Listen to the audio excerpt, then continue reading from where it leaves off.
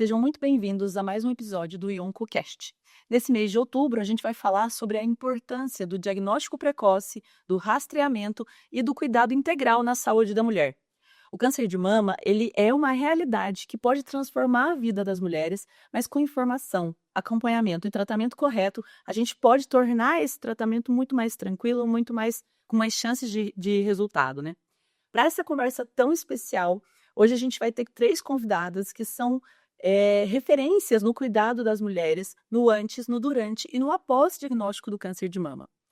Comigo a gente tem a doutora Juliana, mastologista, a doutora Amanda, ginecologista, e a doutora Silvi, que é oncologista. Cada uma vai compartilhar sua experiência e mostrar como as especialidades podem se complementar e fazer realmente um cuidado integral na saúde das pacientes, das nossas mulheres com câncer de mama. Juliana, vou começar com você. Como mastologista, eu tenho algumas perguntas que vão nortear a gente nesse cuidado com a mulher, tá bom? Quando a mulher deve ou pode procurar um mastologista? Muito bom estar aqui com vocês. Na verdade, em qualquer idade, principalmente se ela tiver algum sintoma, alguma dúvida sobre a saúde das mamas, porque é importante, acho que no outubro, desmistificar que o mastologista só cuida de câncer de mama, né? Ele cuida da saúde das mamas. Então, qualquer alteração, procurar. Não sentiu nada, não tem nada? A partir dos 25 anos, eu recomendo uma consulta com o mastologista para quê? Ver quais são os seus riscos. Porque a gente sabe que o rastreamento começa mais tarde, mas a gente tem um grupo que tem fatores de risco, história familiar importante, e elas devem começar antes os exames. Então, aos 25 anos, que é a faixa etária que a gente às vezes começa, alguns exames mais precocemente em quem tem maior risco, a gente já vê o risco daquela mulher e aí dá o segmento apropriado para ela. Perfeito. E fazer mamografia todos os anos vai prevenir essa mulher de ter câncer de mama?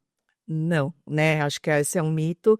Na verdade, a mamografia é um tipo de prevenção secundária, que a gente chama. Ou seja, ela tem o poder de diagnosticar o câncer o mais precoce possível. Ela não vai evitar que ele aconteça, mas se tiver o câncer de mama, ela vai conseguir identificar o mais precocemente possível quando ele não é palpável. E como você falou, né? Quanto antes a gente diagnostica, mais chance, né, de cura, maior a taxa, chegando até 90%, às vezes até mais. Entendi. Então aí entra quando a gente faz a diferença entre descobrir o câncer de mama no autoexame e por um exame de rastreamento, por exemplo? Isso. O autoexame, eu até falo que essa palavra me incomoda um pouco, eu gosto mais do autoconhecimento das mamas, né? Porque a mulher que conhece o seu corpo, ela vai identificar qualquer alteração que esteja acontecendo e ela se cuida mais. Então, qualquer percepção que ela perceba, ela vai antes no médico para ver o que está acontecendo. Então, o autoexame, né, ou autoconhecimento, ele é importante sim.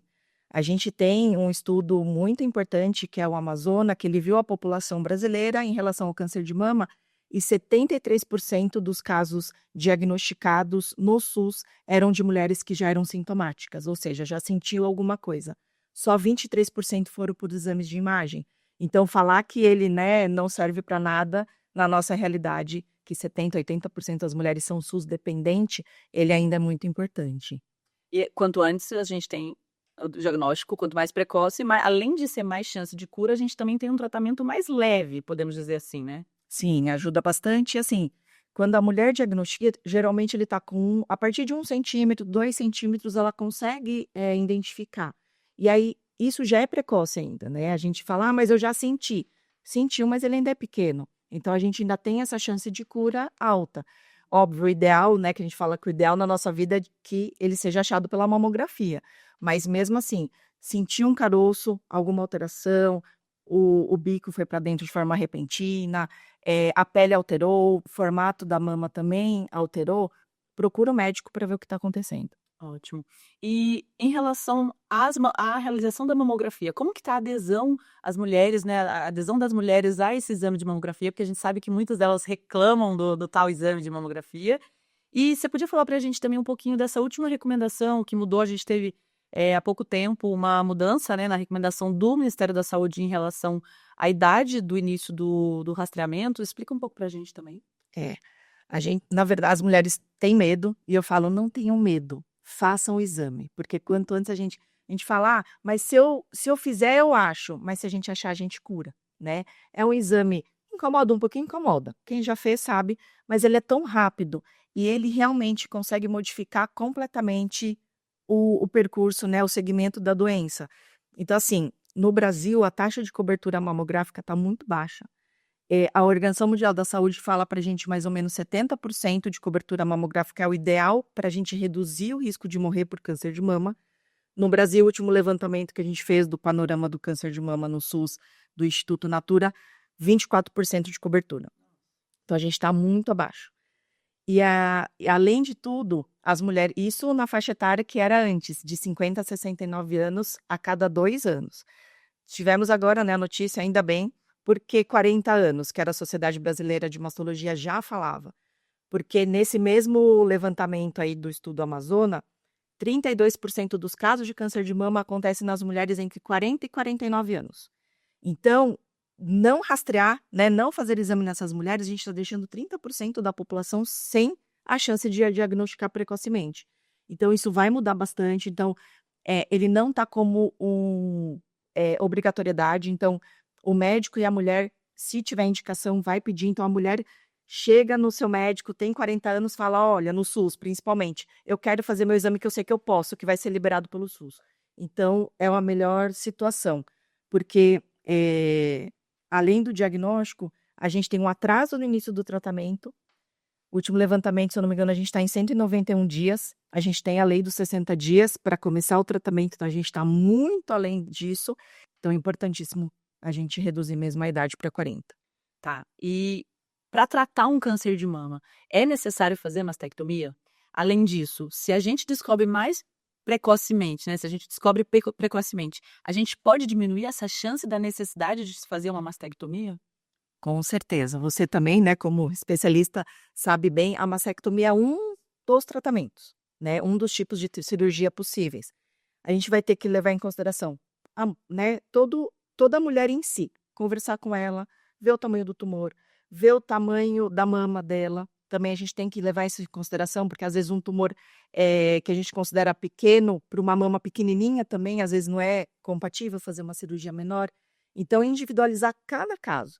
Então, hoje a gente tem a mastectomia, que é a retirada de toda a mama, que a gente, hoje, ainda bem, vai para alguns casos específicos, ou aquela mulher que tem uma mutação genética, né? Às vezes tem indicação de fazer uma cirurgia maior, mas a grande maioria das vezes, quando possível, cirurgia conservadora. Preservando a mama, que a gente sabe que isso devolve qualidade de vida para essa mulher, ajuda bastante. A Amanda, com certeza, sabe melhor que eu, na sexualidade, desculpa. Então, isso é muito importante, preservar a mama, ela volta mais rápido ao trabalho também, às suas atividades sociais. Então, mastectomia é para casos hoje ainda bem selecionados ou em casos avançados também. E é um dos maiores tabus e medos das pacientes, né? Então, Sim. eu sempre falo isso para as minhas pacientes. Não, eu não vou descobrir o câncer de mama porque eu não quero ter que tirar minha mama. Eu falo, descubra cedo. Essa é a melhor chance de você não precisar tirar a mama, né? Então, é importante. Posso fazer uma colocação assim? É interessante que o que elas perguntam muito para a gente, oncologista, é se muda a expectativa de vida ela tirar a mama ou o quadrante. E a verdade é que não muda, né? Ela vai viver igual se ela fizer uma mastectomia ou se fizer uma quadrantectomia, depender do que ela precisa, né? Sobre a vida global não vai mudar, a gente tem ali uma questão de índice de recorrência, mas realmente não vai viver mais se tirar a mama, né? Isso. E inclusive na outra mama. Também. Casos que já tem a indicação de retirar por algum tumor que é muito grande, um carcinoma inflamatório, né? Mas é importante. Muito obrigada. Agora a gente vai falar um pouquinho com a doutora Amanda, ginecologista, especialista em sexualidade. Sei lá. Amanda, vamos lá.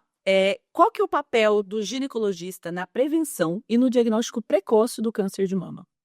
Então, Alice, a gente, entre médicos, sempre costuma brincar que o ginecologista é o clínico da mulher, né? Ele é o médico que vai acompanhar aquela mulher ali desde que começou a usar anticoncepcional, gestação, pós-parto, entrou na menopausa.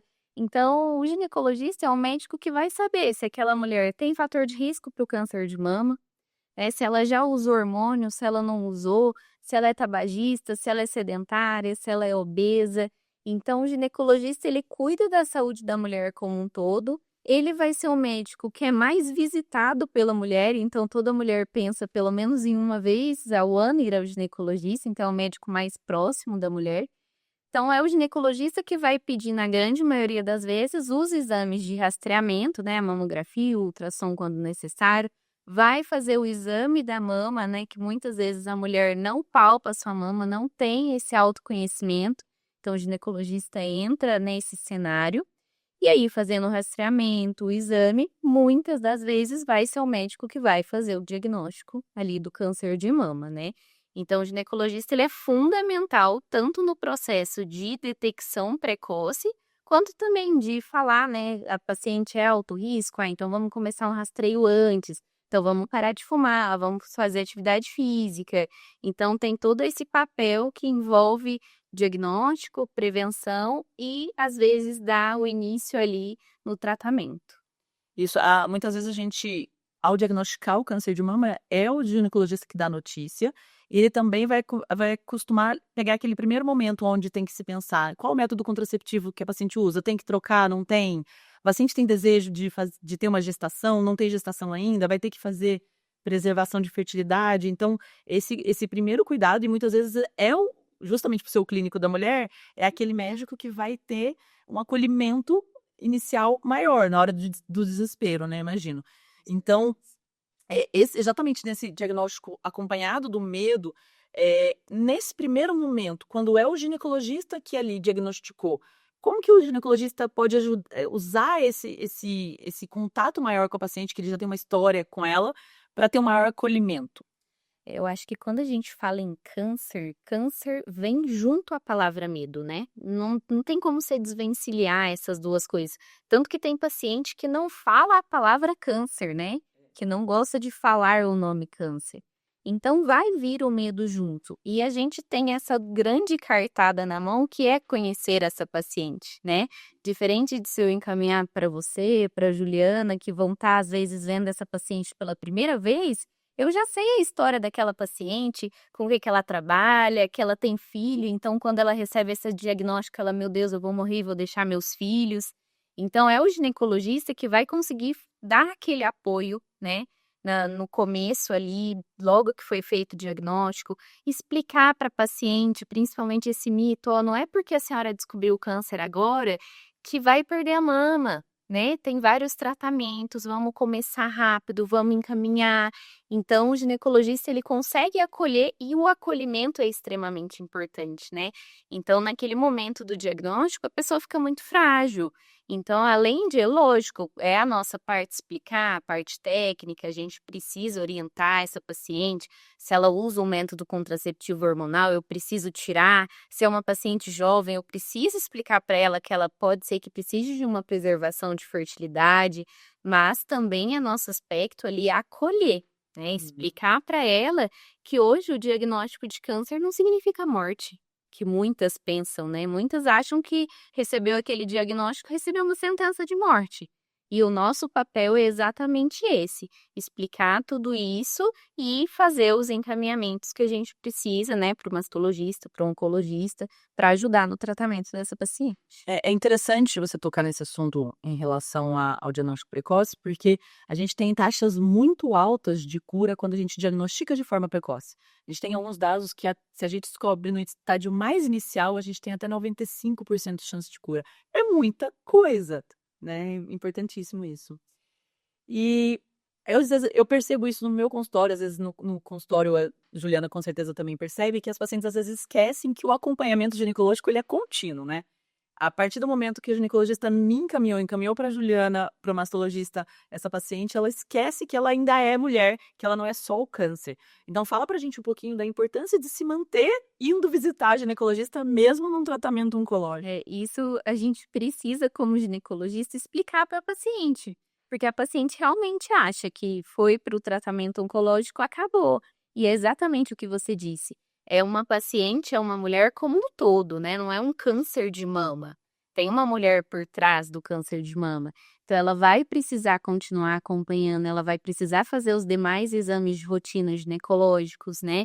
Ela vai precisar, às vezes, mudar uma contracepção, como a gente disse. O ginecologista que vai tratar muitos efeitos colaterais dessa quimioterapia ou dessa cirurgia. Então, a mulher ela vai continuar no acompanhamento ginecológico e não só ginecológico, né? O acompanhamento multidisciplinar. Isso é extremamente importante. Isso ajuda muito em questão de tratamento, em questão da parte psicológica da paciente também, né? Então, o cuidado ginecológico, ele é contínuo, né? Antes, durante e depois do tratamento também, tratando possíveis consequências aí em relação à parte hormonal, à parte de sexualidade, né? A gente vai conseguir manejar isso tudo muitas vezes melhor do que o mastologista. Sim. Por falar nessas consequências, né, nesses efeitos que todo o tratamento traz para a vida da paciente, quais são as queixas na questão da autoestima, da sexualidade, as queixas diárias que você percebe que são mais comuns para essas pacientes que trataram ou estão tratando um câncer de mama?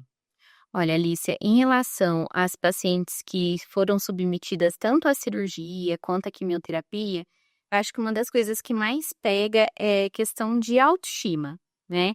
Então, não só a paciente de câncer de mama, mas qualquer paciente oncológica, elas às vezes têm uma desconexão ali com o corpo, né? Abala muito a imagem corporal. A mama, ela é considerada um órgão erótico. Então, perder as mamas ou uma cirurgia, mesmo que seja um quadrante, é uma cirurgia que foi feita ali na mama, perder os cabelos, isso é algo que impacta muito na autoestima e, por consequência, muito na sexualidade dessa paciente. Elas costumam ter muita dor na relação sexual, né? Porque pós-quimioterapia ou utilizando o tamoxifeno e outros inibidores da aromatase, a gente vai ter uma queda hormonal muito grande. Na grande maioria das vezes, a gente não vai poder repor esse hormônio para essas pacientes, então elas vão ter uma dificuldade na relação sexual, elas vão ter muito ressecamento. Só que hoje a gente tem muitos mecanismos para tratar isso, né? Então, a gente, como ginecologista, vai orientar essa paciente. O que pode ser feito? Não pode repor hormônio, mas às vezes eu posso usar um hormônio vaginal, eu posso fazer um laser, eu posso usar um hidratante. Então, tem muita coisa que a gente consegue fazer para essa paciente e não simplesmente dizer para ela: olha, você teve um câncer, agradeça por você estar viva e vamos levar aí daqui para frente. Não é assim, né? A gente consegue fazer muito para melhorar essa qualidade de vida. E a gente percebe que isso é uma coisa que tem mudado nos últimos tempos, né? Então, até historicamente, a gente tem ali índices de sobrevida menores, então a paciente ela vivia muito menos tempo depois do câncer de mama do que hoje em dia. Então, hoje a gente tem pacientes super jovens que estão tratando o câncer de mama numa incidência muito maior e que elas têm ali uma taxa de cura alta que vai fazer ela viver muitos anos após o tratamento. Então, o que a gente via antes eram realmente os pacientes falando: não tem mais jeito, paciência, ainda bem que você curou. E a gente está vendo que a gente está atualizando as coisas que podem ser feitas para essas pacientes, né? Se for do laser vaginal, é uma tecnologia até que é recente, como que tem. Não, o laser vaginal não é uma tecnologia recente, mas ela tem se popularizado recentemente, né? Então, assim, já tem estudos há bastante tempo sobre o laser. É uma tecnologia segura quando feita por um profissional habilitado para isso. Mas hoje em dia ela vem se tornando mais popular e que bom que ela vem se tornando mais popular, né? Porque as energias ajudam muito esse tipo de paciente que não podem usar o hormônio ali via vaginal. Perfeito, muito obrigada. Agora a gente vai para oncologista, aquela especialista que toda paciente arrepia quando a gente encaminha, né? Silvi, vamos começar falando um pouquinho para as pacientes, um mito e uma pergunta que sempre aparece em todos os lugares para as pacientes. Toda paciente com câncer de mama, ela precisa fazer quimioterapia? E toda paciente que faz quimioterapia perde o cabelo? São duas perguntas separadas, né? Assim, nem toda paciente vai precisar fazer quimioterapia, né? A quimioterapia pós-cirurgia é feita a depender do risco que essa paciente tem da recorrência da doença ou não. Então, voltou naquele assunto, quanto mais precoce for, menor a chance dela, menor a chance de fazer quimioterapia depois. Ou antes ou depois, né? Mas assim, as chances são menores. E do cabelo, nem toda quimioterapia cai o cabelo. Então tem muita quimioterapia que não cai, mas infelizmente as quimioterapias usadas para o câncer de mama antes da cirurgia e pós-cirurgia, vou falar que 95% delas cai o cabelo. Então quem for precisar fazer quimioterapia para um câncer de mama, para fazer quimioterapia antes de operar e depois diminuir a lesão e operar, ou aquela que operou um tumor que tivesse fatores de riscos maiores, a maior chance é que o cabelo vai cair. Tá, então vamos fazer um parênteses importante aqui para quem está ouvindo a gente, que se a gente sabe que diagnosticando precoce, a gente tem menor chance de mastectomia, e diagnosticando precoce, a gente pode ter menos chance de quimioterapia, a gente está falando que o diagnóstico precoce, o rastreamento, pode livrar ela dos grandes estigmas de um tratamento de câncer de mama, é isso? É isso. Perfeito. A radioterapia, ela também é indicada para todas? Também não. Aí vai depender muito desse mesmo fator, do fator da doença, né? Quão agressiva é a doença e qual cirurgia essa paciente fez antes ou não, né? Uma coisa que tem é que a maioria das pacientes que fazem cirurgia conservadora vão ganhar radioterapia depois, né? Certo. E a radioterapia, muita gente nem sabe o que é. A utilidade dela, muita paciente acha que a radioterapia é tão ruim, entre aspas, quanto a químio, mas são efeitos diferentes, são efeitos colaterais diferentes, né? São propostas diferentes, né? Assim, por que a gente faz quimioterapia se a paciente já curou da doença com a cirurgia, né? A gente está tentando diminuir chance de recorrência. Se vamos dizer, se uma célulazinha tumoral chegou lá na circulação e ela está rondando por ali, a gente não tem exame hoje suficientemente bom para diagnosticar essa micrometástase, nós estamos tentando matar essa doença com quimioterapia. Então, é um tratamento sistêmico, né? Então, onde correr ali o sangue, está correndo quimioterapia. Diferente da radioterapia, tratamento local. Então, nós estamos tentando diminuir a chance daquela doença voltar naquela mama, ou na mama que sobrou, né, do quadrante, ou no plastrão, ou no tecido da pele da mama que fez depois uma mastectomia, né? Tá.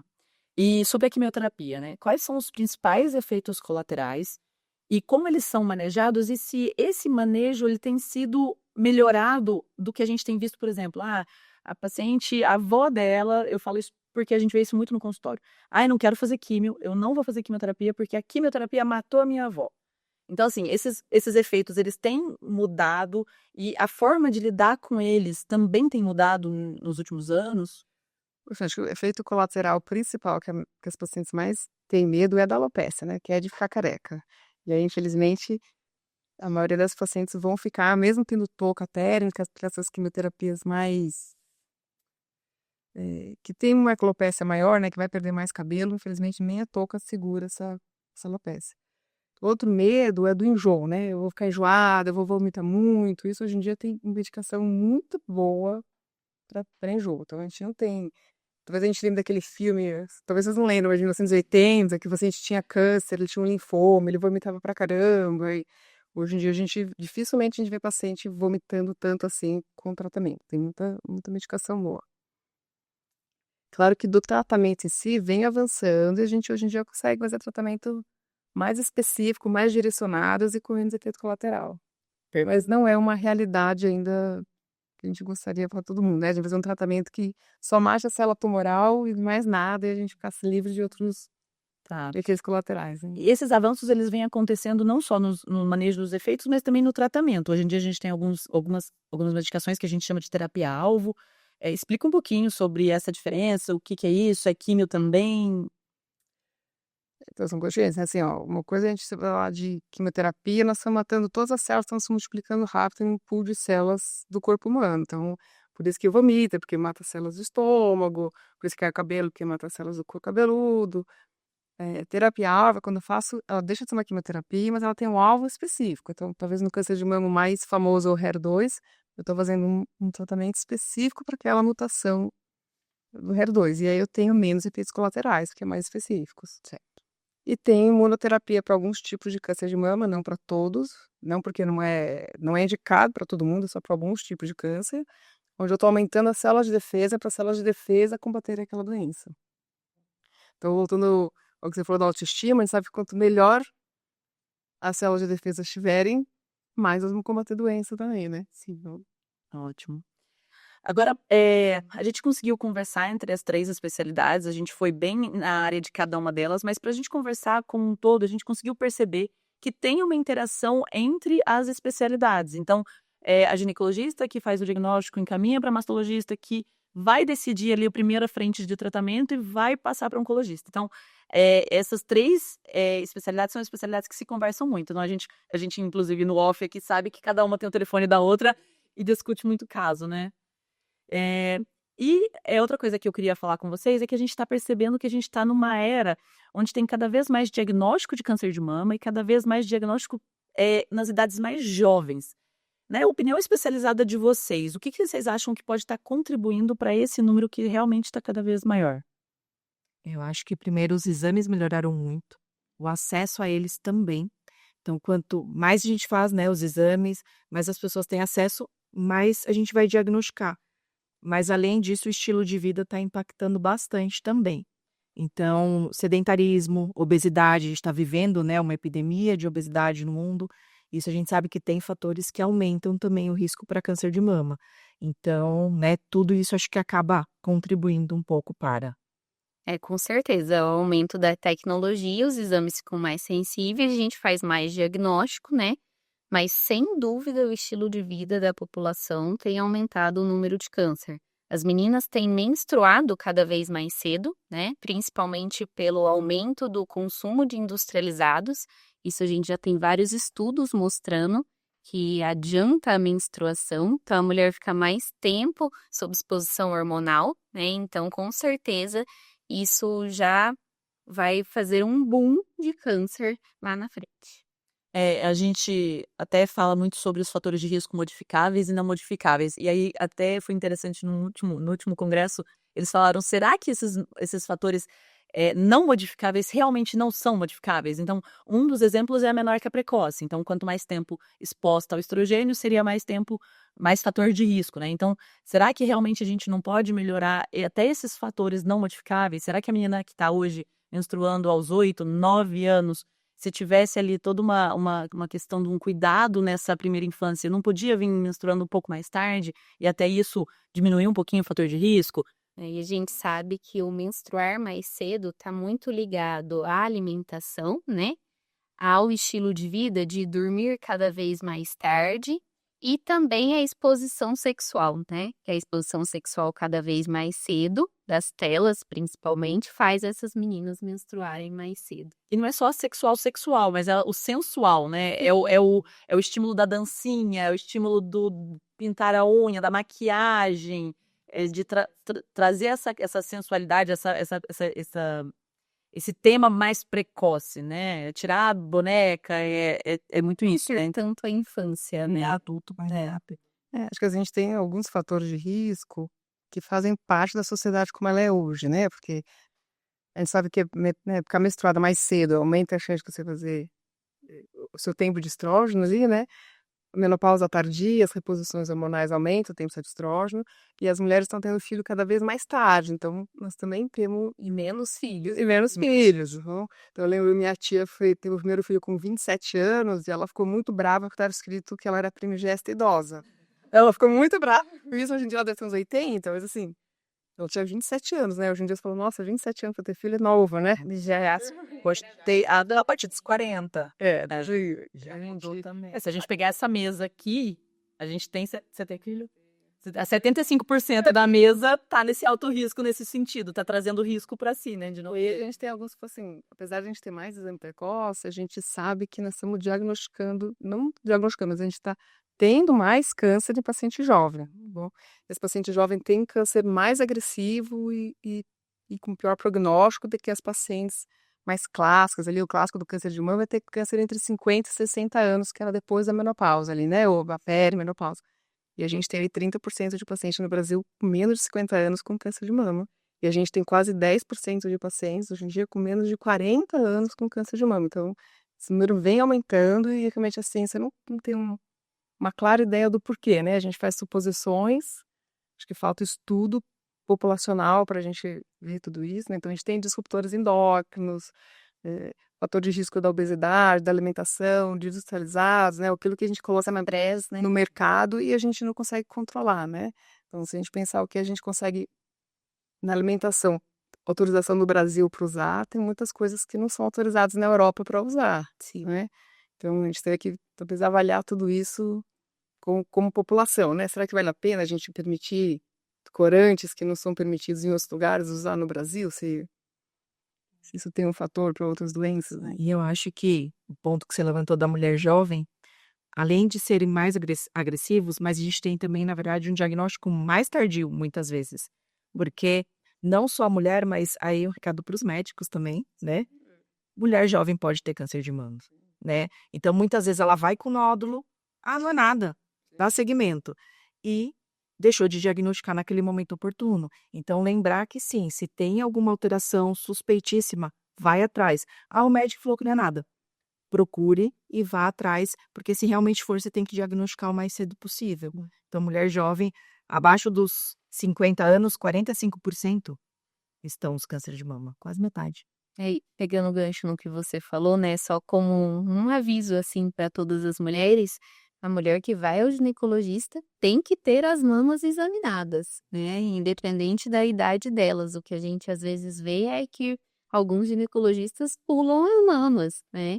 Então, toda mulher que for ao ginecologista, se o médico não falar: "Doutor, palpa minha mama", Isso aí. Exato. Bom, eu queria pedir para vocês uma mensagem final para as mulheres e para todo mundo, na verdade, que está escutando a gente, que está aqui com a gente até agora, para falar, seja de prevenção, seja diagnóstico precoce, seja no enfrentamento do câncer, que vocês têm para falar de recado para essas pessoas. Acho que primeiro 90% dos casos de câncer acontecem em quem não tem história na família. Então, não tem ninguém na minha família, então tá tudo bem. Não, não tá. 90% dos casos vão acontecer que não tem história. Então, faça seus exames, converse com o teu ginecologista, veja qual é o teu risco, tem dúvida, vá no mastologista e faça, mulher, a partir dos 40 anos, sem nenhum fator de risco a mais, faça sua mamografia uma vez ao ano. E qualquer alteração, procure o seu médico o quanto antes para ser avaliada. Não tenha medo. Descobriu, a gente está aqui para ajudar vocês. Eu acho que o recado que eu queria deixar é para as mulheres se priorizarem. Que hoje em dia a gente prioriza o trabalho, prioriza relacionamento, prioriza tudo menos nós mesmas, né? Então eu queria que cada mulher se priorizasse, se cuidasse, porque o amor próprio ele é extremamente importante. Quando a gente se prioriza, a gente descobre uma doença mais cedo, a gente tem um tratamento mais leve. E eu queria deixar um recado para os médicos também, para ajudarem a mulher como um todo, né? Não verem aquela mulher como uma mama, como útero, mas como uma pessoa que está ali por trás daquela doença e tem todas as suas nuances. Eu diria, acho que assim, primeiro não tenha medo, né, assim, o câncer de mama não é uma sentença de morte. A gente não falou aqui, mas aquele assunto, né, 1 a cada 8 mulheres vão ter câncer de mama, então com certeza alguém conhece alguém, se não tem câncer de mama, conhece alguém do coração que tem ou vai ter câncer de mama. E desse número, só 1 a cada 71 mulheres vão falecer de câncer de mama. Então, a chance de falecer por causa da doença, hoje em dia, é cada vez menor, os tratamentos são cada vez melhores. E eu diria também que a Ionco está preparada para te acolher, para você vir tratar. Nós temos uma equipe focada nesse tratamento, né, assim, pronta para receber e te apoiar nesse diagnóstico. Hein. Não é uma jornada fácil, mas é uma jornada vencível, né? E com a ajuda de toda essa equipe multidisciplinar que a própria Ionco oferece, é muito mais fácil, né? Então a gente tem psicólogo, nutricionista, tem os próprios oncologistas, tem ginecologista, mastologista, isso que é entender que esse acompanhamento multidisciplinar facilita muito, né, o tratamento. Bom, chegamos ao final do episódio de hoje. Queria muito agradecer a presença da doutora Juliana, da doutora Amanda, da doutora Silvi. Obrigada por essa conversa tão rica e esclarecedora. E para você que está com a gente até agora, que acompanhou a gente até agora, é importante deixar que a informação e o cuidado preventivo eles são essenciais. Buscar acompanhamento regularmente faz toda a diferença, tanto no tratamento, quanto no pós-tratamento, quanto no diagnóstico precoce. E a gente está todo mundo aqui muito disponível, muito disposto a cuidar e ajudar a todos os pacientes que precisarem, né?